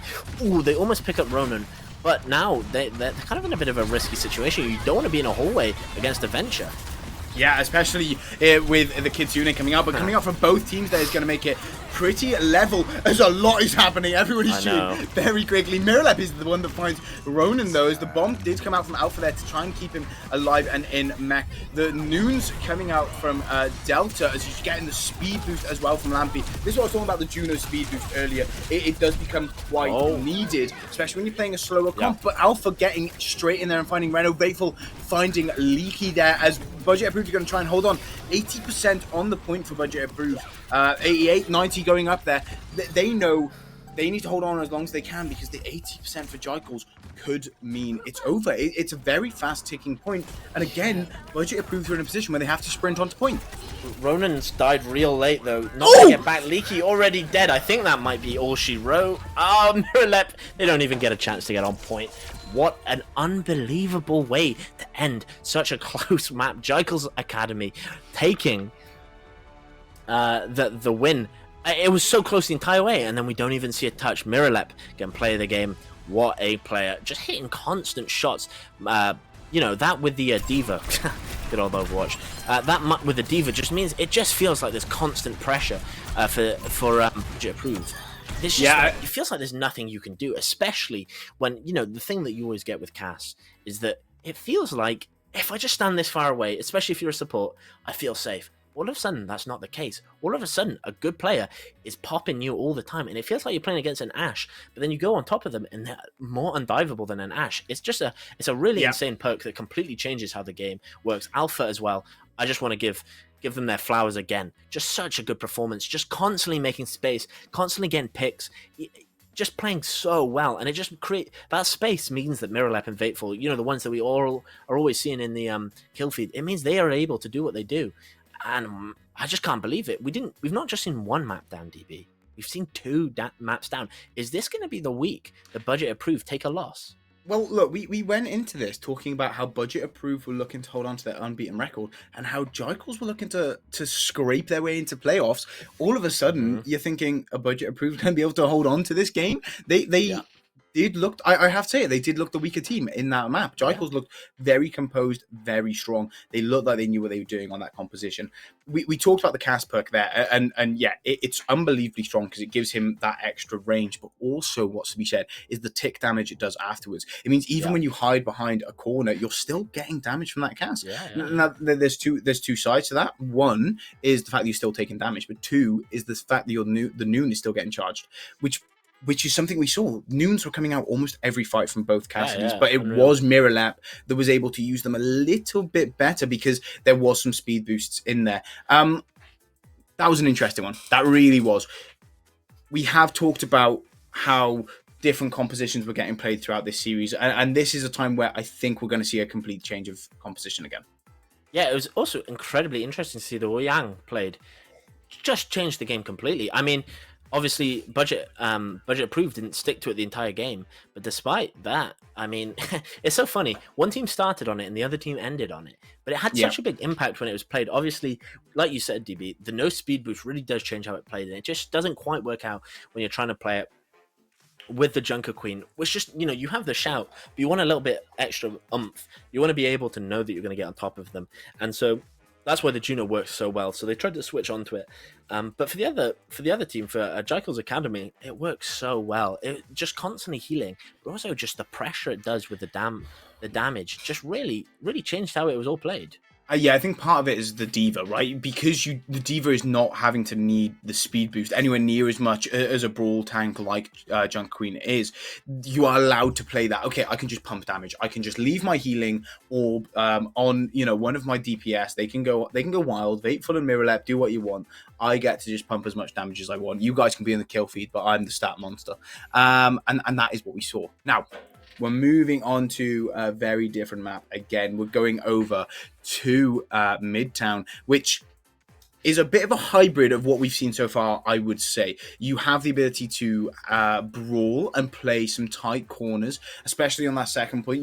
There's different ways to path to that high ground, but you have a lot of long sightlines. You have a lot of ability to play poke. There is bans that are protected because you can only ban characters once, so Widow will not be able to be banned. So I'm excited to see what they're doing here, and there we have it. D.Va and Baptiste, talk me through these. Yeah, I mean, I think the D.Va is very obvious. You just can't deal with the D.Va every game. It's just, it changes the way you play, it changes the way they play. So you're banning the D.Va. The Baptiste, I think that is just because of the sustainability of Lamp. I feel like it's also a little bit of a, we don't know what to ban, and we don't want to, hamstring ourselves a little bit, because it doesn't feel like it's been an incredibly important character throughout this series. We have seen it played, but it hasn't been, I don't think, the centerpiece of anything. Yeah, but as we head into New York, like you said, the long sightlines are going to change it again. There's just so much. It's such a beautiful map, both visually and gameplay-wise. I can't wait to see what teams do, how they adapt. I mean, I think the big adaptation is going to have to come from Jichael's Angels, Jichael's Academy. I don't know why I keep calling them in my head. Anyway, because Alpha all of a sudden has their pick taken away from them a little bit. They don't quite have such a safe pick. We saw a lot more success when they were mirroring, when they weren't mirroring rather. Yeah, because they weren't just quite as strong as Reno on the on the Orisa. So I do want to quickly talk through. I saw a message in chat. Why doesn't anyone play Hanzo? In this meta at the moment, he's got sort of nowhere to play. He likes to play from range, but then it's a bit harder to get that damage out when you're further back with the travel time. So it is something where you see it's not going to be played much. I froze. Okay, we're in there. Yeah, I didn't know if that was us or them. Coming in here, we've got the Orisas from both teams. Mirror left opting to stay on the Cassidy, but Budget approved, looking to hold this with the Sojourn and then playing the safer support of Lucio Kiri. Yeah, I mean, they go to the Mirror eventually. I think it is so hard not to play Orisa on this point. You just want something that can get you through, but Ronan picking up Fateful immediately. It's going to be a hard one if you're Jichael's Academy. It just feels like you really did want the D.Va here. You wanted to be able just to break through, but all of a sudden they're going to have to really play this Mirror incredibly well. They're going to have to expose mistakes. Like Reno's overstep there, it just needs to be pounced upon, and it's going to take a lot of really keen eyes and quick mechanics to get it done. And a lot of that's also going to come down to Ronan versus Fateful and Mirrorlet versus Delta. Obviously Delta on a slightly different pick, but it's still, the characters are more similar now than they've ever been before. So it'll be interesting to see who manages to get the upper hand in this first point scuffle. Yeah, I mean, currently a battle of attrition, but it is Alpha looking to open it up there as he sprints in, but he's had to use the fortify early. But it's Mirror finding Lampy's head there, and he's looking for more. He's looking for a second. He takes down Delta with a little bit of a misstep in the middle of that. But, I mean, the door's wide open for Jichael to walk straight in. But Reno and Ronan, they are on fire. They found my three. days, what is going on? I mean, Ronan's still alive. He's going to have to find a health pack, but he is going to allow his team to stall out this fight. Yeah, Mirrorlep is just hitting heads left, right, and center, but it's going to be so hard. No heals. Wow. I mean, that is incredible from Reno. To get so many picks just at the end. Even if you die, it just means that your team is able... I mean, 2 ticks is still really good for Jichael's, and, Budget proved they're a little bit off their balance, but it still means that you hold on to first point, which would normally be a lost point already. I mean, wow, Alpha dropping low, but managing to stay alive, admittedly having to use the fortify. I think that is part of that, though, is Ixtha and Du's ability to just pump healing into the back here. But it is the Wu Yang Ultima on to Alpha as he sprints in there. Reno trying to find something with his Terror Surge, but Mirrorlep taking down Leaky with the High Noon. Look, I mean... Dude just got absolutely screwed there. Although, I mean, look how long it took Dude to die. Wu Yang's ability to stay alive is something that not many supports have. You've got survivability with Kiri being able to teleport out, but Wu Yang is able to just tank damage. Jichael, very clinical there, 3 minutes 50 on the clock. Yeah, I mean, a lot of that came down to Mirrorlep. I mean, charging the high noon so early just means that you can put out either damage or pressure on such a long sightline map. It can be really hard to avoid it, especially if you're trying to do anything. You know, people forget that you don't have to get a pick with ults for them to be valuable. Just putting people out of play was really good. But I mean, wow, the push already and the Kitsune rush might mean that this is a quick stop, but we see Ichtha responding in turn, and I mean, this fight is getting close. What a Terror Surge, what a beat. Yeah, look, that is how you hold on to a position right there. You Terror Surge and you beat, basically making Orisa unkillable. As Jichael gonna have to back out here. Reno, he is on a absolute rampage. He's changed character and he doesn't even care. He's still taking down all of Jichael. I mean, Clinical, he's got 95% on his ultimate as well, so he's gonna have this Terror Surge coming into the next fight. Yeah, having Terror Surge is just so big. I mean, Alpha looked for something, but Lampy's beat just completely negated it. But I mean, wow! You don't often see that Alpha picking up Leaky. A bit of help from the DPS, I'm sure, but I mean, Ronan already getting a pick. It's just so back and forth, DB. Yeah, the way this fight is flowing out, it seems like Budget Approved dominating the map, and yet you think, okay, hang on, they just got trounced on for first point. Reno, though, almost dying to Alpha there. That is a lot of damage that is going to need a lot of resource to get back up. Look, Reno's still not healed up, and Viteful can smell that. Viteful knows there's an opening here. There is a space for me to walk up and take this really aggressive hold down. Yeah, I mean, even just coming out here, it looks like it's not doing much, but the pressure means that your team can get properly out of the doors, and that means you can have a new fight. Oh, we're going to see the Tracer Bomb going in. I didn't see if it got anyone. I couldn't really see. But Ronan managing to pick up Mirror Lep, and I mean, Delta picking up Do as well. Fateful manages to get Leaky back, but Ronan picking up Ichtha. I mean, it's just back and forth, but despite that, Budget Approved are the ones that are winning all these team fights. It does mean, though, that both teams getting equal fights. Jichael are going to be able to get into this fight a lot quicker. Look, we're already seeing Alpha walk out into point. Reno looking to hold on to this. I would have thought back up, wait for your team. The Noon comes out from Mirror Lap as all of Jichael try and keep him alive, but the stick comes out. The damage reduction of Noon just allows him to absolutely firm it as Jichael just walk up these stairs and say, this is our high ground now. Yeah, it's just one fight is all you need, and I mean, that is a really tough part of second point on New York, and they managed to break through it pretty efficiently, to be honest. It took them 3 fights, but I mean, that I've been stuck there many a game, and so to see them now take this high ground, it means that they have a bit more of a perch, a little bit more space, and I mean, a lot of pressure going on to Mirrorlep. Is he going to manage to survive? Looks like he does, but it has to give up the high ground, and that is going to be a big disadvantage. It's the battle of Kitsunes right now, as Leaky's able to get his up before Ichtha's able to put hers in, but Viteful finding Ronan, that is the wrong way around from those ultimates being popped, as Jichaels are just getting pushed into this corner. The Terror Surge from Reno coming out almost as a second fortified, but he's not able to stay alive through it, and Jichael just come running out of that door. Mirror Lab 1, 2, 3. He wants the 4th. Get him spare boost in. He's got the aim in, not able to quite find it, but he finds Leaky on the high ground. He wants his 5th. Wow. Yeah, I mean, just so clean, so clinical. He's been so good in so many maps, but I mean, here, just really shining. Alpha absolutely tapping Ronan into the ground there. I mean, it's just so big. Budget Proof just can't do anything. They're losing so much space. It's gonna feel like the cart's gonna be there all the way. And I mean, Budget Proof didn't have a lot of Jichael didn't have much time, but all of a sudden they're fine as if it's the last point. Delta managing to pick up Vateful, and the beat is already lost. I mean, it's gonna be a lost fight, but a lot gained. Well, like you said, yeah, they're a lot gained. They're forcing the beat out. That is a big ultimate that swings a lot of fights. Clinical from Budget Approved there. You always like to see a team sweeping up their team fight wins, and with only a minute on the clock, you don't want to allow anyone to get their foot back in the door quickly in these sort of positions. Budget Approved playing a bit of an aggressive positioning on this 3rd point. A lot of times see teams play back, way back from this archway, but Budget Approved opting to play underneath it. Yeah, exactly. It's kind of hard. I mean, the pulse bomb comes out from Ronan, but doesn't get anyone. But it was close. Leaky having to use the cleanse to make sure they survive. They know that Ronan's back here, which takes puts on a lot of pressure, but also means Ronan has to be really careful not to get picked. As we can see, Mirrorlap constantly searching, not being so useful, but popping the high noon. Delta gonna pick up 2.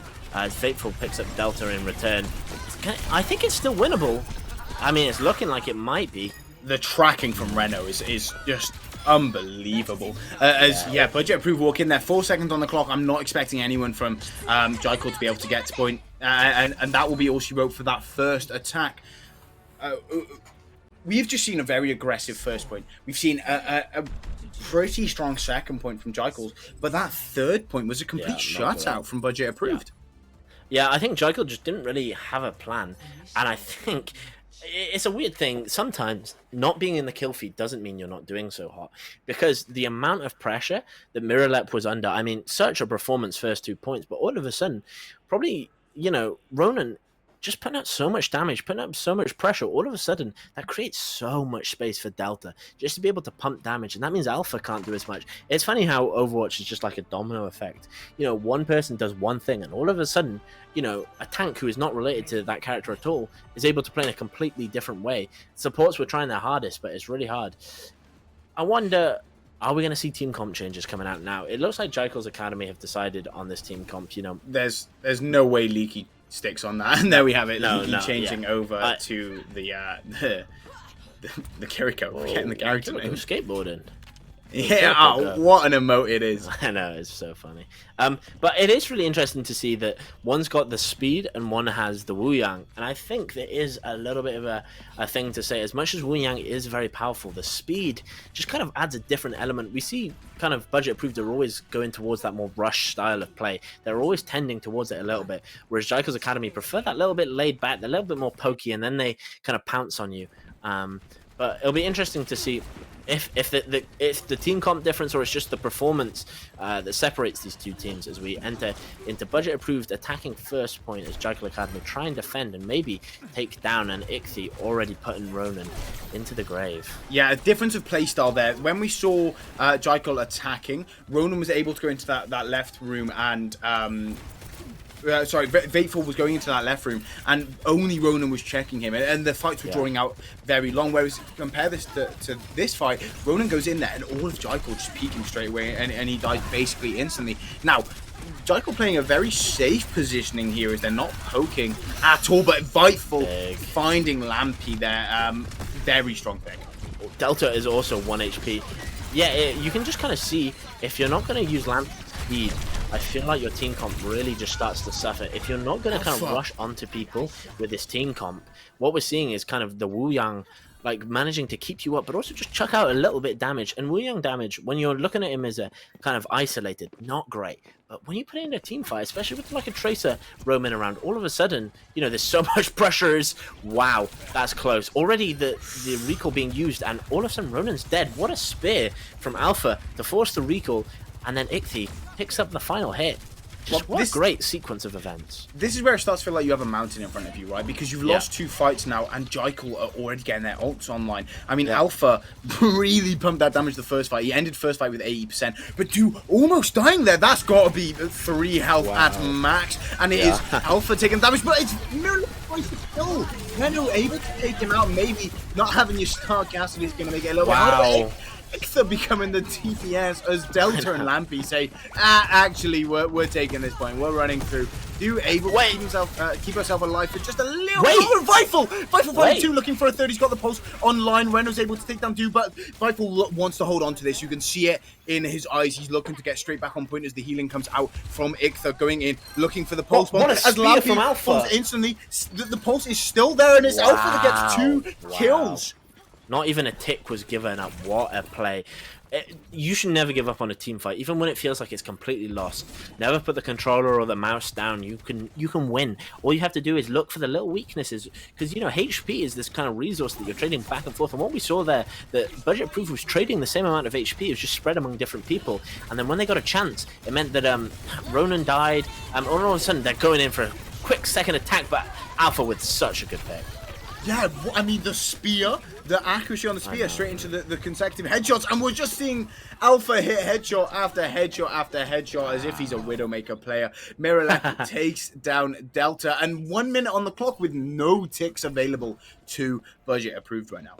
it feels like an incredibly close game, and that is a little bit scary if you are coming into this point, because it's so close, fight to fight. Every fight feels like it's on a razor's edge, but then you look at your time back and you see 40 seconds. This could be it.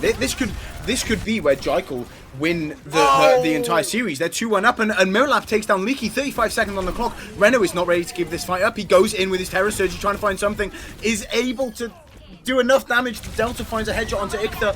Reno takes down Miralap, but still not really purchased onto the point, as Jew is just living. This is what Wu Yang is about, using the Torrent Rush. I mean, look at this. Alpha uses the Terror Surge, and I think this is it for budget approved. 10 seconds on the clock. Is this going to be the 3-1? You not dying well there was completely crucial, and I think that is the first time the budget approved. It's not going to be 5-0 as we all thought maybe before we came into this game. It's going to be 4-1. Wow, Jichael's Academy with a completely clinical performance there. You know, their attack was a little spotty in places, but their defense was absolutely flawless. And Alpha, with a well-deserved play of the game, just so good. What a skin, by the way. Great team. Just look at this. I mean, it's just kind of the team fight was really on a knife's edge, and the pressure. I mean, Reno looked like maybe they gave up a little bit too early there, but it's just that kind of. It's that little defeat. It is that feeling of defeat that slowly wells up on you. What we don't often look at in these games is that feeling kind of creeps up on you, especially when you're used to winning every map. All of a sudden, you lose one map, you lose two maps. The third map, your mental's in a fragile state, and all of a sudden, they went for one attack, and then a pick came and they died. Second attack, the same thing happened. All of a sudden, you don't know what to do. You don't know where to look, and when every fight is so close, if you lose and you keep losing and you keep losing and you keep losing, what do you do? So you can't blame Dystopia at all. Sorry, I should say budget approved. You can't blame them at all for like having that little mental wobble. But what we can say is, wow, Jichael's Academy, what a performance! I did think this game would be close, but I wasn't expecting such a performance from everybody. I think we said every player's name in a way. Do right at the end there. She managed to live what seemed like a completely lost situation. Wu Yang has good survivability. When you have a tank and a DPS on your head, it doesn't seem so survivable. Yet they survive, and that healing and that damage just completely changes the fight. And it is completely unreal. I just think every player of Jichael's Academy really brought their A game today. Really played their best, tried their best. And it came to fruition. I've got to say as well, apparently the fan favorite team. I mean, if you're in chat, you'll be seeing the copy pasta being pumped over and over again. I mean, yeah, so impressive. The whole way through that series felt like Jichael just pumping the speed up. They were building up. First map, they lost 2-0. We said it was a close 2-0. Both points going 99% for both teams. They lost it. They reset so well into a close Junkertown that very easily could have gone either way. Let's say it how it is. It very easily could have gone either way. But Jichael were able to hold on to that last point well. And they held on to it in a way that impressed me, because they got, for lack of a better word, stomped on the first 2 points of that map, right? Budget approved came into that third point with a lot of time in the bank. And yet Jichael's just held onto it for so long. You mentioned it a few times. Ictha's change over to the Kiriko really changed the tempo of the team and really changed the tempo of the composition, and just stopped Reno being able to control all of the high grounds. Made Ictha a lot less of a victim and more of the aggressor. That's right. Massively. I mean, and then going into Atlas, yes, it was 3-2, but I've got to say that the Jichael looked stronger throughout the whole thing. That to me was Miralap's map. I think that map was also just the complete. We're on a bit of a pendulum there. It was a little close, and they won. Boom! I feel like it was completely kind of tipped from there, and the momentum was completely in the favor of Jichael's Academy. It just felt like there was no stopping them. Miralap found their groove, and you know it's so hard because Budget Approved played so well. Reno got so many picks. Just everybody on Budget Approved was doing their part, but somehow it just wasn't enough. You know, Reno would get the picks, Delta would get picks, Ronan would get picks, and you know, Lampy and All of them were just like really supporting. impressive. Like you watch it and you don't see a single like No. obvious error, because when we play ranked, it's often that like you'll die and you'll go, well, maybe I shouldn't have been standing there, or maybe I should have respected the fact that guy can one shot me. But here you're not seeing those kind of mistakes. What you're seeing is like a little bit of forced pressure forces this move, which forces that, and then a pick gets happened, which really just shows the quality of games that we're watching is really, really, really far beyond my capabilities. I'll tell you that. That's why I'm sat over here and there, sat over there playing the game.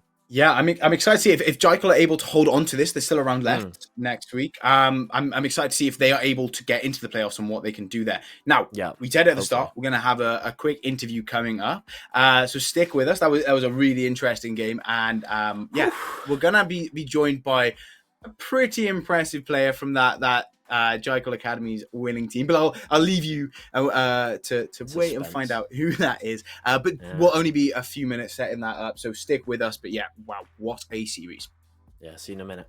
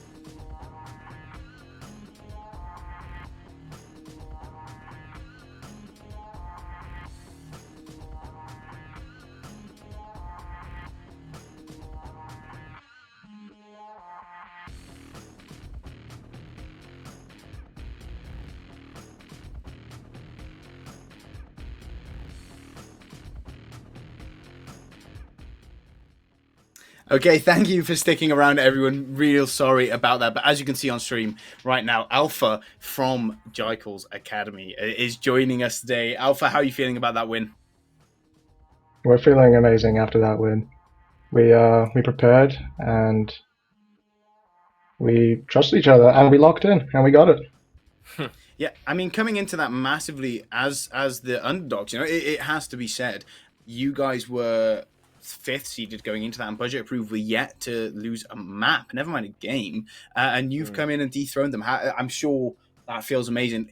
Talk us through some of the moments through that game. I'm thinking of holding on to Midtown. I'm thinking of the stall on Junkertown. How did they feel to be in that moment?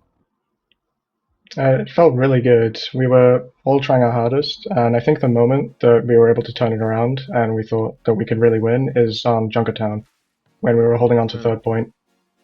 We were all locked in the flow state, so to say. Yeah, I mean, I think that was kind of visible from the way you guys were playing. What do you think was different, this week compared to the previous weeks? You said a bit about preparation, but you guys were not just Yeah, the we underdogs. did. You've taken some other losses, whereas this one was just like it seemed like you guys were to be the predicted winners. If I was to go back at the start, but what was the difference? What can you give us a little insight into the preparation or into your guys' mindset? Yeah, of course. So, beginning today, we started at like 7 o'clock. We had our amazing coach Hamburger take us through some of the comps we could play, and we just prepared a bit more and went through what our plan really was. Because on some of the previous games, people were all over the place. Some players couldn't make it to the game. So today, I think was just a showing of what Jackal's Academy can really do when we're all prepared. Yeah, and how are you guys feeling? Obviously, next week is a big week. Playoffs is on the line. Are you feeling like more confident after this win? Obviously, taking down the number one seed, you guys are going to be able to get into the playoffs and take down the prize pool.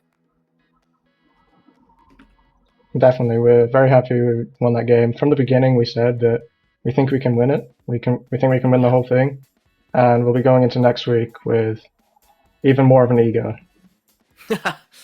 That's what we like to hear. Well, it would have been nigh on impossible to get playoffs without winning today. So you have opened the door to maybe make a run for it. But yeah, thank you so much for joining us. I'm sure you're feeling great after that win. Yeah, and congratulations again on the win. Really well done, and well done to the entire team on Jichael's Academy. Give them all our best. They played really well, and they are definitely deserving, we can say, of the win today.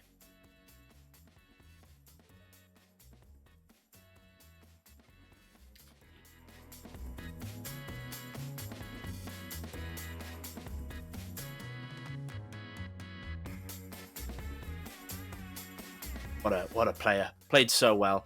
But you could say that for the entire team. Like we said, just they didn't have the roster depth, but every player just played their heart out and played so well. I mean, map 1, map 2, maybe a little bit shaky, but like you said, after Junkertown, just so clean. I think like having the confidence is so much of the battle. Once they had that confidence, you could really you could see it in their literal play, which is a crazy thing. You could see how much stronger they were, how much they made decisions, how much they relied on each other a little bit more, and how much it just affected it all. It's just such an insanely good match, and I'm very glad that we could share it with I'm glad I could share it with UDB, and I'm glad I could share it with all the lovely people watching at their homes tonight. Yeah, it was like you said, the confidence really showed, and Alpha mentioned trusting each other. I mean, when you're playing with a Cassidy, like Miralep was playing, you need to know that he's going to swing. You need to know he's going to hit his shot when he swings, and being able to play with that confidence really, really showed. I mean, looking at Midtown, multiple fights, it was his headshots that were the difference makers for the map. But I'm massively enjoyed that, and I'm looking forward to what the end of the open season of this league, this inaugural league, will bring through. Now, it is worth mentioning this is the last cast of the open season, of the regular season, of the round robin stage, but we will be back with you in the playoffs, bringing in as many as we can. We're going to try and get all of the playoffs. It's going to be a double elimination bracket that next week we'll share some information on our Discord about the seeding and how that's going to work. So if you're not in the Discord, get over. If you need invites or anything, I'm sure there's people in Discord that in the Twitch chat that can get you sorted. If not, drop me a message. It's DBIX on Discord. But yeah, I mean, thank you so much for sticking with us tonight. Sorry about the technical issues. It took a little bit longer than we would have liked to get Alpha in, but that's what happens when you're dealing with people that you don't get to pre-call. Yeah. Yeah, I mean, thank you so much, everybody.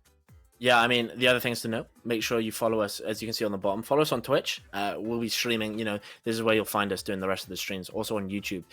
We have a VODs channel and a YouTube channel, which hopefully we'll have some stuff coming on it at some point in the future. But, thanks so much for joining us. You guys have been great. Thanks so much to the production team. Obviously, every week you see so much effort that's gone in from so many people. So thanks to them for preparing all this. It's been my first stream back in a long time, guys, and it's been an absolute pleasure.